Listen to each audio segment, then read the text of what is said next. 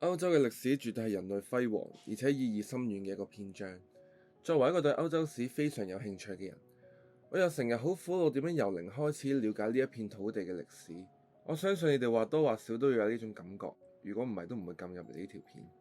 所以我今日決定整一條片，等呢對歐洲史有興趣嘅人可以容易啲梳理到成個歐洲嘅歷史，會令你認識到好多關於西方呢幾千年嚟嘅重要元素，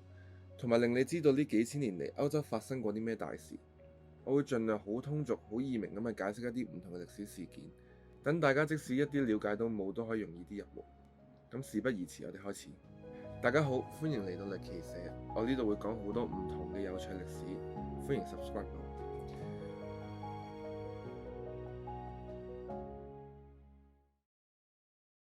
歐洲總共大約佔地1000萬平方公里，按文化劃分嘅話就分為東西歐兩 part。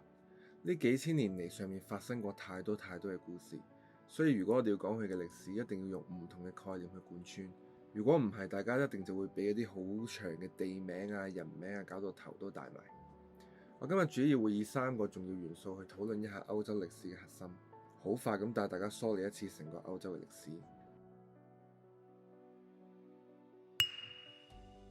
每一個民族嘅人都會有佢哋相信嘅價值。現代嘅歐洲人相信理性，相信民主，相信個人主義，但係有一樣嘢係貫穿咗幾千年嚟歐洲人嘅精神世界，呢樣嘢就係基督教。首先澄清翻，喺華人地區好多時候我哋所講嘅基督教就係講緊基督新教，但係其實廣義上嚟講呢，基督教呢樣嘢係講緊源自於猶太教嘅基督一神教，而喺下面有好多唔同嘅分支，最大嘅有3個，就係基督新教、天主教同埋東正教。基督教起源自公元1世紀中葉，當時羅馬帝國統治下嘅黎凡特地區，即係依家嘅巴勒斯坦、以色列一帶。最初呢，佢只係猶太社群一個好小型嘅宗教，喺羅馬帝國境內就不時受到打壓同埋迫害。慢慢隨住耶穌基督提倡以普世價值為主嘅傳教運動，基督教喺帝國境內都傳播得越來越快，就逐漸去到羅馬嘅本土。公元313年，羅馬皇帝君士坦丁大帝就頒發咗呢個米蘭敕令，承認基督教嘅合法地位。從此喺帝國境內就有信仰基督教嘅自由。之後基督教更加成為咗羅馬嘅國教。後來西羅馬帝國俾人滅亡，由佢帶起嘅基督教反而開啟咗超強嘅速力模式，一直成為社會嘅主流，直至啟蒙時代。喺中世紀，以防大家唔知咩係中世紀，中世紀係講緊由公元476年西羅馬帝國滅亡之後開始，去到13世紀文藝復興之前一段好漫長嘅西方黑暗時期。而點解黑暗呢？就係在於社會文明嘅倒退同埋愚昧。當時歐洲，尤其是係西歐，政治同權力分散喺唔同嘅王國，反而教會就成為咗最穩定嘅組織。唔同嘅國王喺當時都係睇教皇嘅頭。中世紀嘅歐洲人之所以愚昧，有好大原因都係佢哋嘅生活離唔開宗教。由佢哋嘅出世去到死亡，幾乎每一件人生嘅大事都係離唔開教會。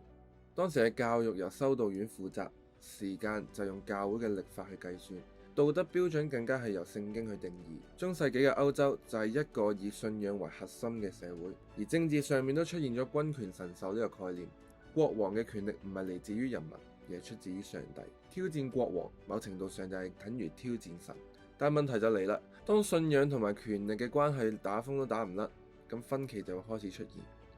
經過漫長嘅演變，基督教慢慢演變出唔同嘅教派。首先第一件大事就係1054年東西教會嘅分裂。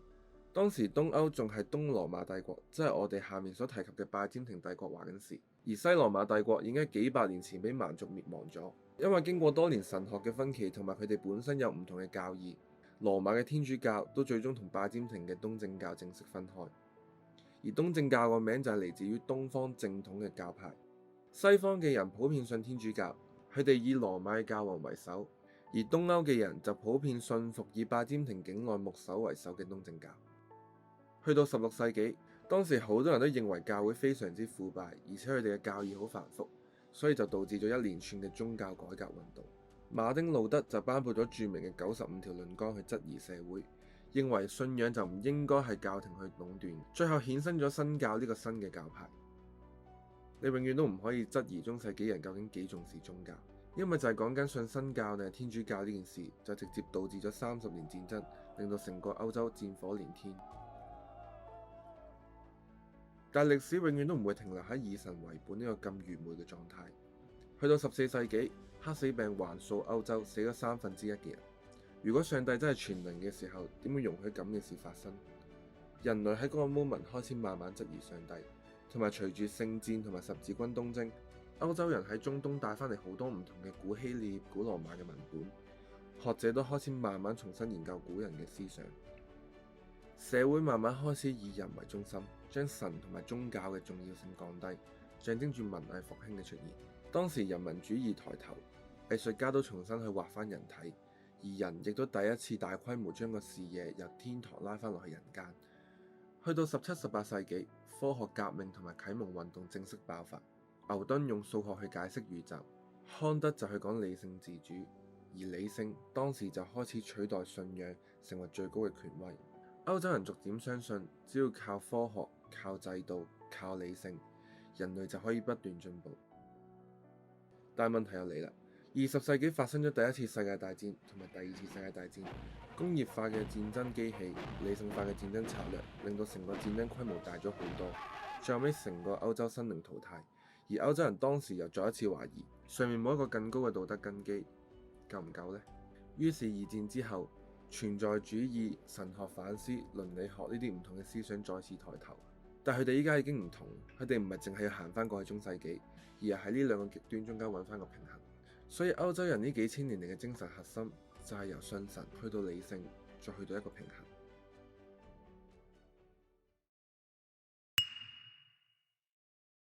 每一個文明都有去仰賴而成嘅一個地理環境，其他嘅古文明，例如古埃及同埋中國，就仰賴大河而生，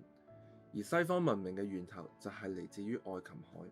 更加準確嚟講，佢哋係仰賴地中海而生。所以歐洲文明同其他嘅古文明喺文化、經濟同埋擴張模式上面都會好唔同。而呢樣嘢我哋就要由頭講起。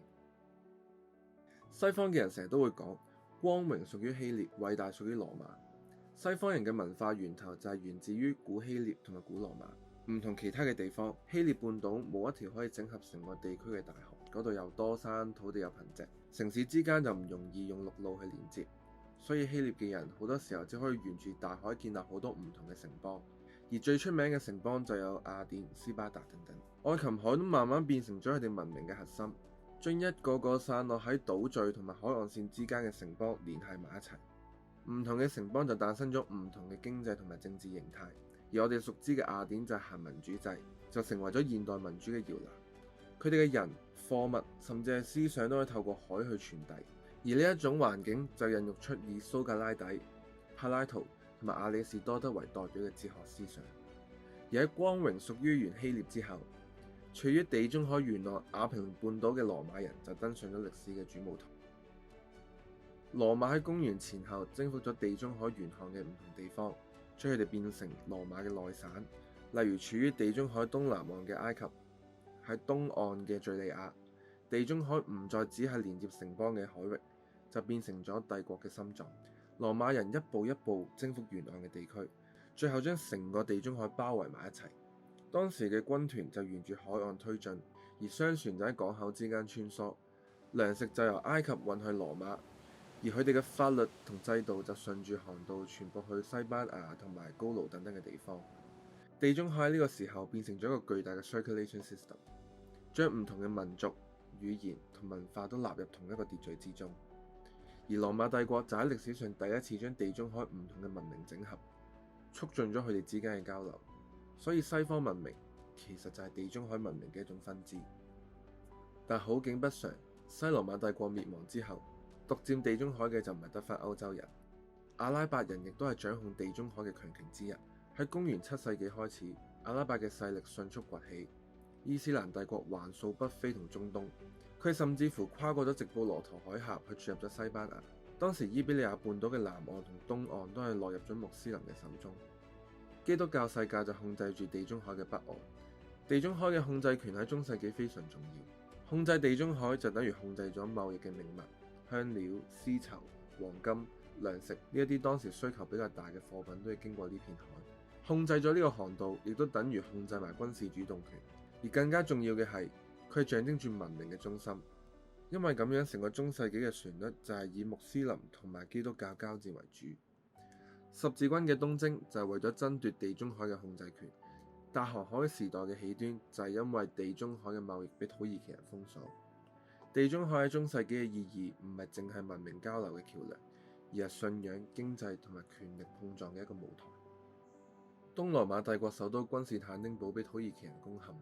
東西方貿易嘅要道就落入咗穆斯林手上面。歐洲人突然間發現自己俾人困咗喺地中海入邊，對住一個靠海而生嘅文明嚟講，俾人封鎖咗佢哋嘅貿易路線，其實就等於要咗佢哋條命。佢哋逼住要揾第二條路，所以佢哋最後尾選擇咗向西行，喺大西洋嗰度揾可能性。首先就係西班牙同埋葡萄牙人，葡萄牙人沿住非洲嘅西岸一步步南下，而西班牙人就向西環到大西洋。哥倫布誤打誤撞去到美洲，認錯嗰度嘅原住民做印度人，而達伽馬就繞過呢個好望角去到印度做香料嘅買賣。地中海嘅文明正式走出咗地中海，除咗做貿易之外，都開始咗佢哋嘅殖民時代。西班牙將美洲變成佢哋嘅銀礦來源，葡萄牙控制住印度洋嘅貿易，荷蘭建立咗佢嘅商業帝國，而英國最後就成為日不落帝國。由愛琴海嘅城邦到羅馬嘅內海，再去到橫跨大西洋同埋印度洋嘅貿易網絡，一切嘅源頭都係因為佢哋就係依附住地中海而生嘅海洋文明。等我哋倒一倒帶，我哋話西羅馬帝國俾一班神秘人滅亡，咁咩人咁神秘啊？呢班人就係中世紀歐洲嘅主角日耳曼人。我哋討論咗宗教，討論咗地理，當然最核心嘅都係人。我哋望緊嘅地方係德國，喺2000年前呢度有個名叫日耳曼尼亞，入面居住嘅就係日耳曼人。日耳曼人呢個名係羅馬人起嘅，係用嚟區分佢哋自己同埋北部嘅蠻族。當初羅馬人見到萊茵河以東、北海同埋波羅的海一帶有好多唔同嘅部落，佢哋就叫呢啲人做日耳曼人。羅馬人話佢哋係野蠻未開化嘅民族。日耳曼人佢哋有好多唔同嘅傳統，佢哋係一個戰鬥民族，會一齊打仗，有戰利品嘅時候會一齊分，遇到大事嘅時候會開部落會議一齊商量。睇到好睇嘅片，佢哋會 CLS。日耳曼人有好多唔同嘅分支，而呢啲分支都喺接下落嚟嘅時間統治過歐洲唔同嘅地方，有佔據過意大利同埋西班牙嘅東西哥特人，有佔據高盧地區即係而家法國嘅法蘭克人，有渡過英吉利海峽將大不列顛變成英倫嘅安格魯撒克遜人，同埋統治過德國嘅日耳曼人，佢哋全部都係屬於日耳曼世界。喺公元476年，面對住內憂外患嘅西羅馬帝國，俾自己請翻嚟嘅日耳曼人僱傭兵滅亡咗，自此進入咗一段蠻族時代。喺呢個時間入邊，唔同嘅日耳曼民族喺西歐境內建立佢哋自己嘅王國，佢哋承接自己嘅傳統，同時繼承咗羅馬嘅土地、法律同埋信仰。雖然當時嘅世俗權力分散喺唔同嘅蠻族王國，但係都有一股統一西歐嘅神秘力量，就係喺羅馬嘅教會。佢哋就好似教小朋友咁馴服呢一班嚟自野蠻世界嘅日耳曼人。最後西歐就喺呢種背景入邊進入咗中世紀，而日耳曼人嘅世俗權力同羅馬天主教教會嘅教權碰撞，亦都係中世紀嘅其中一個主旋律。之後一個日耳曼人嘅分支喺西歐建立咗一個大嘅帝國，佢哋就係法國同德國嘅雛形法蘭克帝國。呢個帝國嘅國王為咗鞏固自己嘅權力同埋增加佢統治嘅合法性，佢將一大片土地送咗俾教皇，形成咗教皇國嘅前身。而呢樣嘢就史稱批評獻土。喺公元88年嘅聖誕節，教宗利奧3世喺羅馬為查理曼加冕，稱佢為羅馬人嘅皇帝。而呢樣嘢就開創咗君權神授嘅傳統。之後隨住帝國嘅分裂，西面成為咗法國，東面成為咗德國。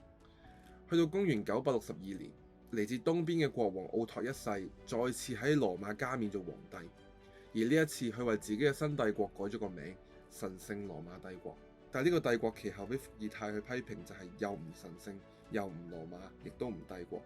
但係呢樣嘢我哋遲啲再講。喺中世紀，日耳曼人仲未建立到自己嘅文明，所以佢哋拗爆頭都係諗點樣可以繼承羅馬同埋征服意大利。喺中世紀晚期，嚟自西歐嘅人重新研究古羅馬、古希臘嘅經典，而我哋稱呢個時期為文藝復興。表面睇落去好似又復興緊羅馬，但係古希臘同樣有好多關於人點樣睇呢個世界嘅著作。而喺呢個時間，西歐嘅人就將佢哋合二為一，形成咗自己對呢個世界嘅另一種睇法，同埋佢哋學識咗一樣非常重要嘅嘢，就係理性。而呢一種理性導致嘅就係人開始挑戰神權，而呢樣嘢就帶嚟咗宗教改革、啟蒙時代同埋科學革命。而科學革命亦都間接帶嚟咗工業革命。另外，對人權嘅重視就帶嚟咗民族嘅概念，開始認為國家嘅主權應該在於民，形成民族主義，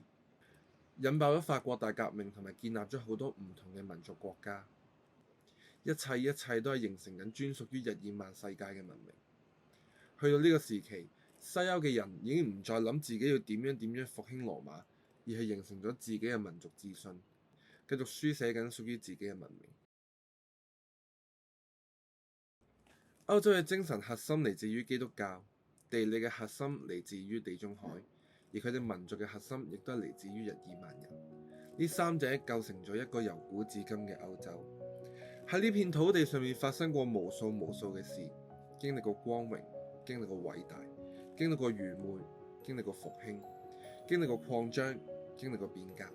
經歷過毀滅，亦都經歷過重生。一切都喺呢片土地上面發生。當你有一日真係打算真正去了解屬於佢哋嘅文化同埋歷史嘅時候，我相信你一定會俾呢個偉大嘅文明所震撼。